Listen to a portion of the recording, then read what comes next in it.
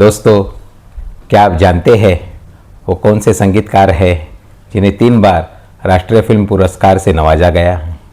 क्या आप जानते हैं उस फनकार को जिसने पूरी ज़िंदगी एक किराए के कमरे में गुजार दी?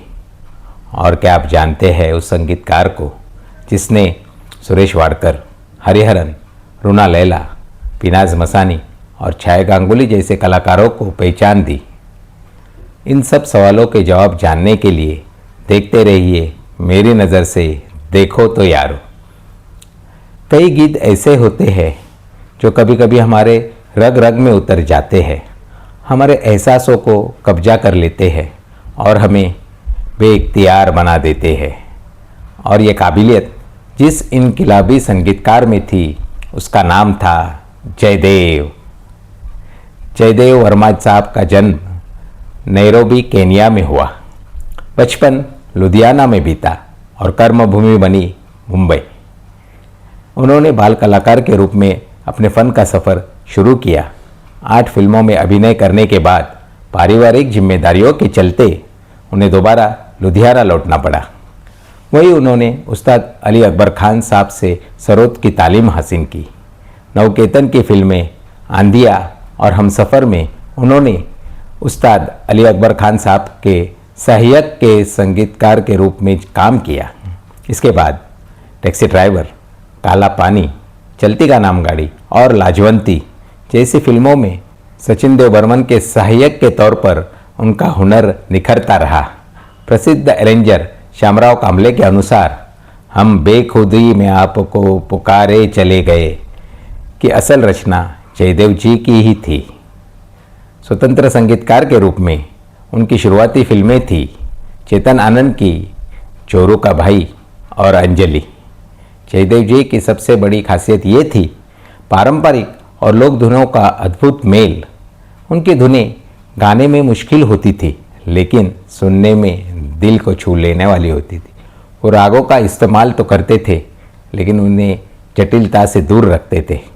गैर फिल्मी क्षेत्र में उन्होंने हरिवंश राय बच्चन की कालजयी रचना मधुशाला को संगीतबद्ध किया और उसे मन्ना डे की आवाज़ दी। करीब 50 हिंदी फिल्मों में संगीत देने के बावजूद जिस फिल्म ने उन्हें आम लोगों तक पहुंचाया वह थी देवानंद की 1961 की अमर कृति हम दोनों। देवानंद अभिनीत इस फिल्म में साहिर लुधियानवी के नगमे आज भी जिंदा है। अभी न जाओ छोड़कर के दिल अभी भरा नहीं, कभी खुद पे कभी हालात पे रोना आया, अल्लाह तेरो नाम ईश्वर तेरो नाम, और मैं ज़िंदगी का साथ निभाता चला गया। इस कामयाबी के बावजूद देवानंद जी ने जयदेव जी को आगे कोई फिल्म नहीं दी। हालांकि जब दादा बर्मन और लता जी के बीच मतभेद हुए तो वो जयदेव ही थे जिन्होंने मध्यस्थ कर सुलह करवाई थी। 1963 में सुनील दत्त साहब की फिल्म मुझे जीने दो, जिसे साहिर जी ने ऐसे नगमे लिखे थे जो आज भी जहन में जिंदा है। अब कोई गुलशन न उजड़े और रात भी है कुछ भीगी भीगी। फिर आई 1971 की सुनील दत्त की ही फिल्म रेशमा और शेरा, जिसका यादगार गीत तू चांद मैं चांदनी। 1974 की फिल्म परिणय, जिसमें शर्मा बंधुओं के आवाज़ में वो अमर गीत सुनने को मिला, जैसे सूरज की गर्मी से जलते हुए तन को मिल जाए तरवर की छाया। लैला मजनू, जिसका संगीत पहले मदन मोहन जी ने रचा था लेकिन उनके इंतकाल के बाद इस फिल्म को मुकम्मल करने की जिम्मेदारी जयदेव जी ने निभाई। 1977 में आई फिल्म आलाप, जिसमें हरिवंश राय बच्चन की रचना राग बिहाग में ढली। कोई गाता मैं सो जाता, और इसे अपनी सुरीली आवाज़ दी येसुदास जी ने। उसी साल फिल्म घरोंदा आई, जहां गुलजार के लिखे अशआर को बिगबिंदर की गहरी और ठहरी आवाज़ में एक अलग ही असर दिया। एक अकेला इस शहर में, 2 दीवाने शहर में, जिसे भूपिंदर और रूना लैला की जुगलबंदी में ढला था, और तुम्हें हो ना हो मुझको तो इतना यकीन है, जिसे रूना लैला ने अपने आवाज़ में अमर कर दिया। 1978 की उत्तम कुमार और शर्मिला टैगोर अभिनीत फिल्म दूरिया, जिसके बोल लिखे थे सुदर्शन फकीर ने और जिसे गाया था अनुराधा पौडवाल जी ने और भूपिंदर जी ने। जिंदगी मेरे घर आना आना जिंदगी। उसी साल मुजफ्फर अली साहब की डायरेक्टोरियल डेब्यू फिल्म गमन आई, जिसके गीत शायर शहरयार जी ने लिखे थे। आपकी याद आती रही रात भर, सीने में जलन आँखों में तूफान सा क्यों है, और अजीब साने सा मुझ पर गुजर गया, जो हरिहरन जी का पहला फिल्मी गीत था।